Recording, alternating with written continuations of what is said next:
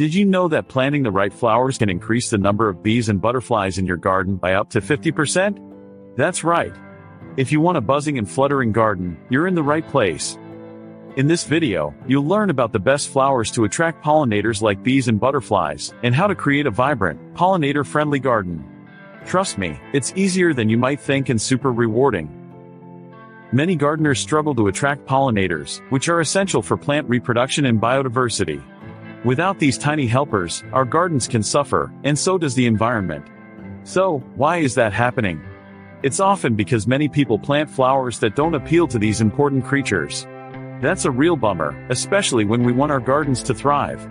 If your garden is missing out on the buzz and beauty of bees and butterflies, don't worry. Today, we'll tackle this challenge together by exploring the best flowers to bring them in. We'll explore various flower types that are particularly appealing to bees and butterflies. First up, let's talk about colors. Bees are drawn to bright colors like yellow, blue, and purple, so definitely keep an eye out for flowers in these shades. Lavender is a fantastic choice, not only for its lovely scent but also because it blooms all summer long, providing a steady food source.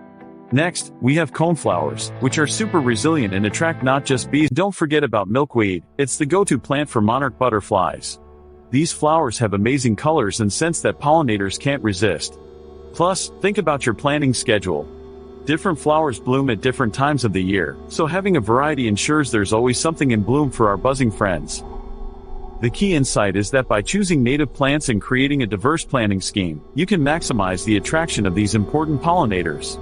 Native plants are adapted to the local environment and are much more appealing to local bees and butterflies. They provide the right food and habitat.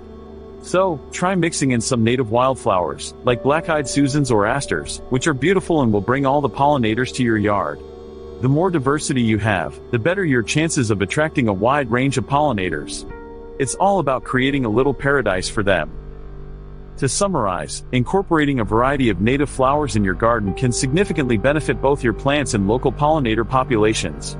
By choosing the right colors, scents, and bloom times, you'll create a thriving environment that attracts bees and butterflies, making your garden a buzzing haven of activity. Don't forget to leave a comment with your favorite pollinator-friendly flowers and check out our other videos for more gardening tips. Let's get those garden